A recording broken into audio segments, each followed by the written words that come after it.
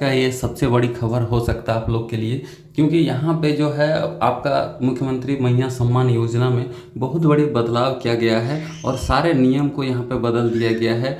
तो अगर आप लोग जानना चाहते हैं कौन कौन सा नियम को बदला गया है और क्या क्या बदलाव हुआ है, तो क्या है आज का ये सबसे बड़ा न्यूज़, तो आपको बताते हैं अभी हम एक एक करके। आप लोग पूरा वीडियो को ध्यान से देखिए और समझिए इसको, ताकि आप लोग को जो इसमें फॉर्म फिलअप करने के लिए कोई दिक्कत ना हो और क्या क्या बदलाव किया गया ये आप लोग भी जान सकें। तो देखिए यहाँ पे सबसे पहले यहाँ पे देखिए मुख्य सचिव के द्वारा ये आपका जो लेटर है, ऑफिशियल लेटर जारी किया गया और यहाँ पे डेट देखिए ये 5/8/2024 का ही डेट है। कल का डेट में शाम में ही ये पूरा नियम कानून बनाया गया है और आज का डेट में ये नोटिस सबको भेज दिया गया है और इसी नोटिस के तहत सारे बदलाव जो हुए हैं इसको सभी को फॉलो करना है, सभी को मानना है, यहाँ पे लिखा हुआ। तो देखिए ये मुख्य सचिव है हमारे जो जिनका साइन है, डेट भी है और यहाँ पे नीचे में भी देखिए मुख्य सचिव का साइन है और यहाँ पे डेट भी मारा हुआ है। तो यहाँ पे ये देख लीजिए आप। अब देखिए ये बहुत बड़ा एक पीडीएफ है, मतलब जो आदेश जारी हुआ उसका। अब इसमें मेन क्या क्या बदलाव हुए हैं जो आप लोग को जानना चाहिए, जिसके लिए आप लोग को दिक्कत नहीं होगा और ये जो आवेदन करता है उनको जानना जरूरी है। और यहाँ पे जो सीएससी है उनके लिए भी अपडेट है और जो आवेदन करता है उनके लिए भी यहाँ पे बहुत सारे नियम बदल दिए गए हैं। तो अब आप लोग को इसमें सुविधा होगा अप्लाई करने के लिए और आवेदन को फॉर्म को भरने के लिए। अप्लाई करने जहाँ आपको जाना है, क्या क्या कहा गया, सब कुछ आपको बताते एक एक करके चलिए।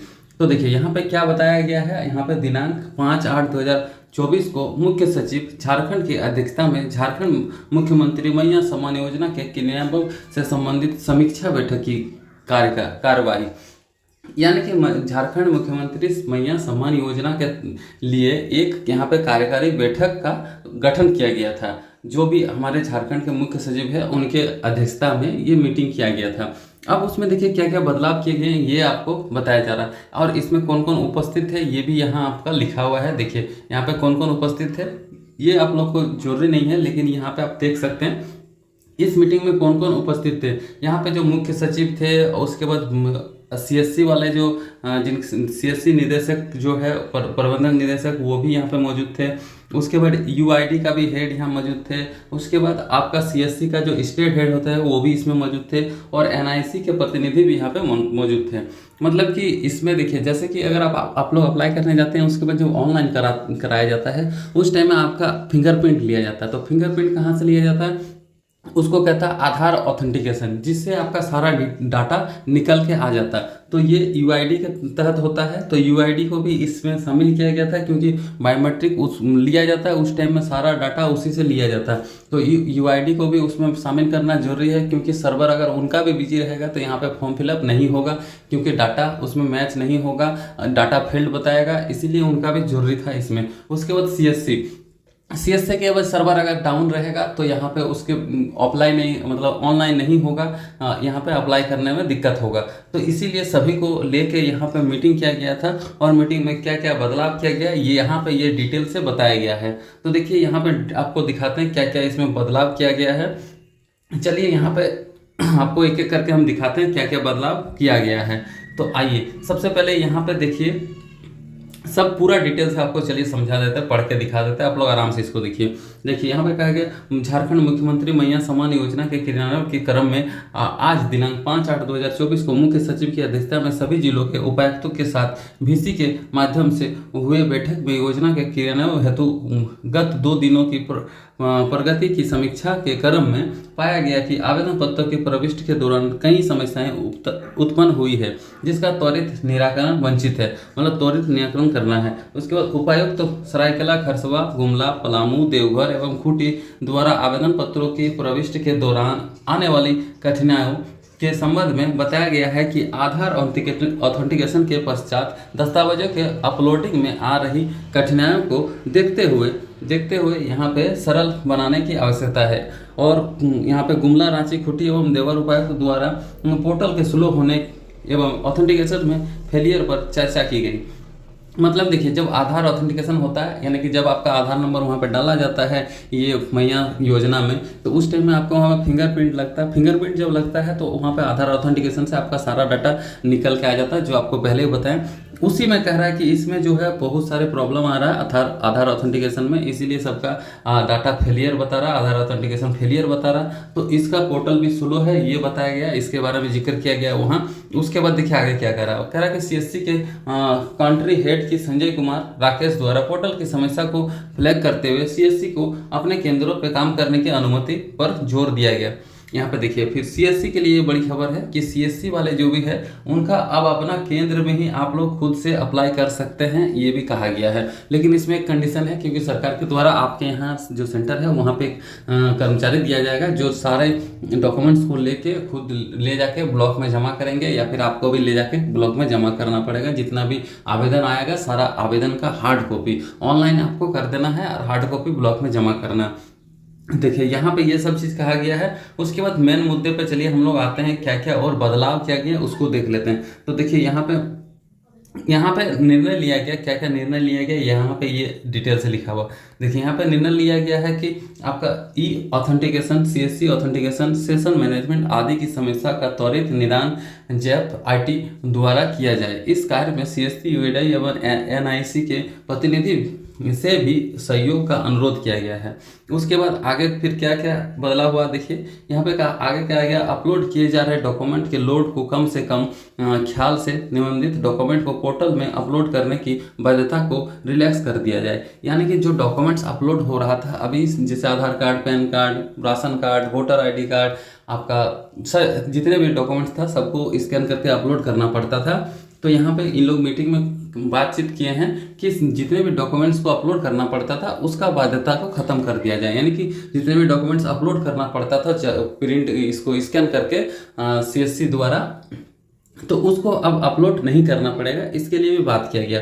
उसके बाद देखिए यहाँ पे कह रहा आधार कार्ड, जैसे इसमें क्या क्या डॉक्यूमेंट्स था, आधार कार्ड का ऑथेंटिकेशन किया जा रहा है, अतः इसका अपलोड किया जाना मैंडेटरी नहीं है, लेकिन आधार की छायाप्रति आवेदन पत्र के साथ संलग्न की जाएगी। देखिए आधार कार्ड आपका अपलोड करके स्कैन करके पोर्टल पे अपलोड करना, यहाँ पे बाध्य को हटा दिया गया, अब अपलोड नहीं करना पड़ेगा। जितने भी डॉक्यूमेंट्स हैं सबको यहाँ पे पोर्टल पे अपलोड करना जरूरी नहीं है कहा गया। लेकिन जब इसमें फॉर्म आप भरते हैं उस टाइम में जो आपका आधार का जेरॉक्स है वो आपको स्वाभिप्रमाणित करके आवेदन के साथ लगा के देना पड़ेगा, ये आपका कहा गया है।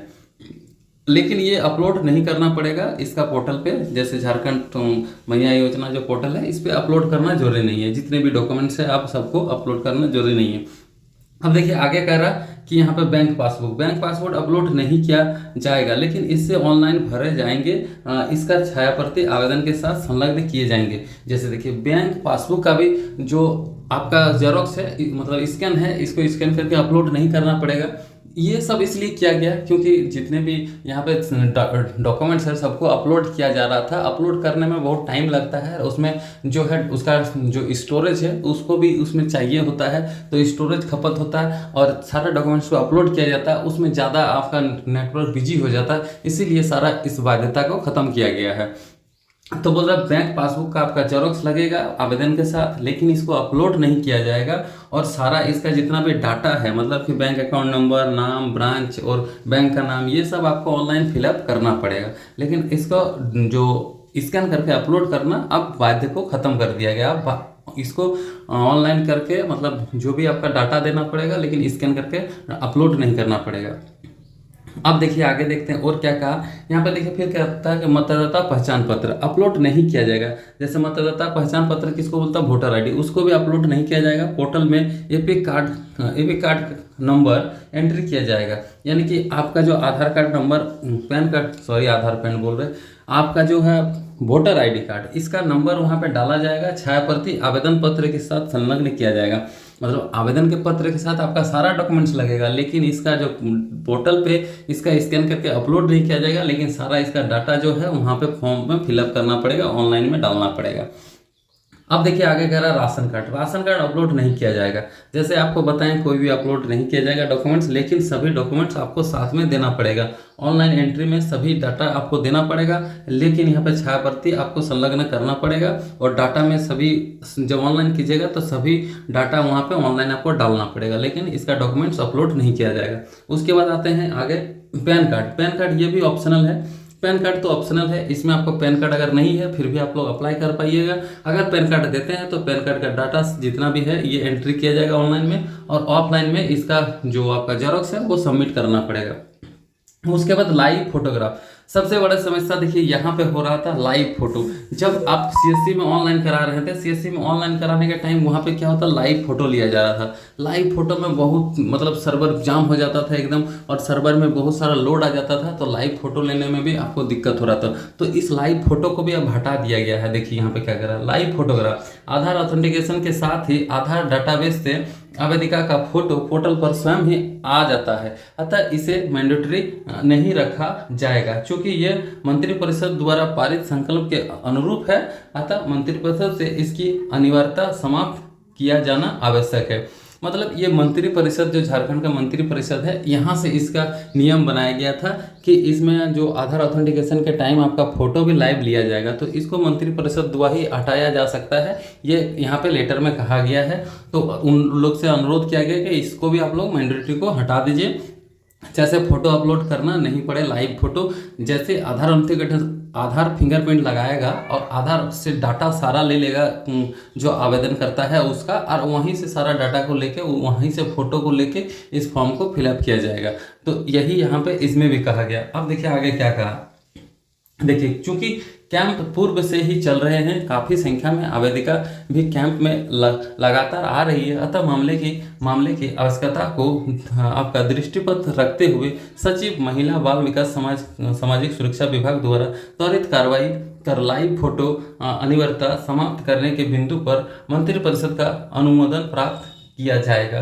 तो देखिए जो लाइव फोटो है इसके लिए मंत्रिपरिषद से वहाँ से लेटर जारी होगा, और कोई अपडेट आएगा तो आपको दे दिया जाएगा। जैसे यहाँ पे आपका लाइव फोटो के लिए मंत्रिपरिषद से अनुरोध किया जा रहा है, तो लाइव फोटो भी अब आपका नहीं लिया जाएगा, आपका सारा डाटा आधार से ही लिया जाएगा।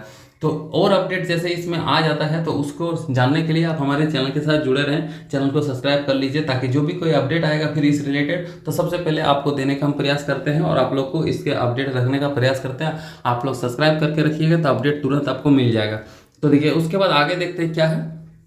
आगे देखिए कह रहा है कि कैंप मोड में आवेदन पत्र लिया जा रहा है एवं डिजिटलाइज किया जा रहा है, वे जारी रहेंगे। इसके अलावा अन्य VLE जो प्रज्ञा केंद्र से कार्यरत हैं उनके माध्यम से भी आवेदन पत्र लिया जाएंगे एवं उनके द्वारा भी डिजिटलाइज किया जाएगा। यानी कि जो अभी कैंप लगा के आवेदन हो रहा तो वहाँ पे तो आवेदन होगा ही, वहाँ पे आवेदन के साथ साथ जो प्रज्ञा केंद्र है वहाँ पे भी आप लोग जाके आवेदन करा सकते हैं, ये कह रहा। उसके बाद कह रहा कि जिले के उपायुक्त द्वारा ये सुनिश्चित किया जाएगा कि इस तरह के प्रत्येक प्रज्ञा केंद्र पर किसी सरकारी कर्मी की प्रतिनियुक्ति करे। देखिए यहाँ पे एक सरकारी कर्मी की प्रतिनियुक्ति करेगा आपका प्रज्ञा केंद्र में, जितना डॉक्यूमेंट्स है वो चेक करेगा, वो देखेगा, उसके बाद आपको यहाँ पे ऑनलाइन करना पड़ेगा और सारा डॉक्यूमेंट्स को ब्लॉक पहुँचाना पड़ेगा, जितना भी आपका हार्ड कॉपी है। उसके बाद आगे पढ़ लेते हैं, वो भी देखिए लिखा हुआ है यहाँ पे, सूचित करेंगे कि समुचित तरीके से फॉर्म लिया जाए एवं इसकी एंट्री की जाए। उसके बाद कह रहा आवेदिका को अनावश्यक परेशानी न किया जाए। VLE द्वारा प्राप्त किए गए आवेदन पत्र अन्य संलग्न अभिलेख सहित उसी दिन शाम तक संबंधित प्रखंड विकास पदाधिकारी अंचल अधिकारी को उपलब्ध कराना सुनिश्चित किया जाएगा। धन्यवाद। ज्ञापन के साथ बैठक समाप्त की गई। मतलब देखिए इसी सारे कुछ डिसीजन लेने के बाद बैठक को समाप्त कर दिया गया कहा है। और देखिए जैसे प्रज्ञा केंद्र में अगर फॉर्म फिलअप आप कराते हैं तो प्रज्ञा केंद्र वाले को यहाँ पे जितने भी डॉक्यूमेंट्स है उसका हार्ड कॉपी आवेदनकर्ता का उसको लेके प्रखंड आपका अंचल अधिकारी ब्लॉक में आपको जाके जमा करना पड़ेगा। प्रज्ञा केंद्र के लिए ये न्यूज़ है। और अब जो है प्रज्ञा केंद्र से भी ये संचालित हो जाएगा, प्रज्ञा केंद्र में भी आप इससे अप्लाई कर सकते हैं। तो यहाँ पे देखिए इतने सारे बदलाव किए गए हैं, ये आप लोग को जानना जरूरी था, क्योंकि बहुत सारे जो आवेदन करता है कमेंट कर रहे थे कि सर कैसे अप्लाई करना, कहाँ अप्लाई करना है, बहुत भीड़ लगा हुआ रहता है कैंप में, आंगनबाड़ी से फॉर्म नहीं मिल रहा। तो फॉर्म का भी झमेला अब आपका खत्म हो गया। फॉर्म आपको ऑनलाइन कराना है और वहीं पे जाके जेरॉक्स फॉर्म लेना है, भर के आपको वहीं पे प्रज्ञा केंद्र में दे देना है। अब आंगनबाड़ी जाने का जरूरत नहीं, आपको फॉर्म लेने के लिए दौड़ना नहीं पड़ेगा। और बहुत सारा ऐसे भी खबर आ रहा था कि आंगनबाड़ी से पैसा मांगा जा रहा है, तो वो भी आपका पैसा यहाँ किसी को नहीं देना, उसको भी आपको ध्यान रखना है। तो इस तरह से आपका देखिए ये आज का डेट में इतना सारा बदलाव किया गया, यही सबसे बड़ा न्यूज़ है आप लोग के लिए, सबसे बड़ी खबर है, क्योंकि इसमें आप लोग को बहुत सारे राहत मिलेगा। और क्योंकि डॉक्यूमेंट्स जो होता है, डॉक्यूमेंट्स अपलोड के लिए आप लोग का आवेदन नहीं हो रहा था, तो अब आप लोग को आवेदन हो जाएगा जल्दी से। और देखिए कैसे आवेदन फॉर्म को भरना है, और पैन कार्ड आधार कार्ड रिलेटेड जो भी इशू है आप लोग का, उसके लिए भी मेरे चैनल पे वीडियो है, वो भी आप लोग देख लीजिए, वहाँ पे सब कुछ जानकारी दिया है। और फॉर्म को कैसे भरना है, क्या क्या आपको डॉक्यूमेंट्स के साथ उसको भरना है, किस तरह से भरना है, कहाँ क्या लिखना है, इसके लिए स्पेशल वीडियो बना हुआ सिर्फ ऑनलाइन, उसमें फॉर्म कैसे भरा जाता है उस रिलेटेड। चैनल पे जाइए, उस वीडियो को भी आराम से देखिए बैठ के, उसके बाद फॉर्म को भरिए ताकि आपका फॉर्म में कोई मिस्टेक ना हो। अगर फॉर्म में मिस्टेक हो जाएगा तो अगर आपका डाटा गलत हो जाएगा तो आपका पैसा नहीं आएगा। इसीलिए उस वीडियो को आप लोग जरूर देखिए और देख के उसको फिलअप कीजिए आप अपना फॉर्म को, उसके बाद ही फॉर्म को भरे ताकि आपका कोई दिक्कत ना हो। तो इस वीडियो को देखने के लिए आप लोग को बहुत बहुत धन्यवाद। चलिए इसी तरह से और भी कोई अपडेट आता तो आपको देने का प्रयास करेंगे। आज के लिए इतना ही, फिर मिलते हैं अगले वीडियो में।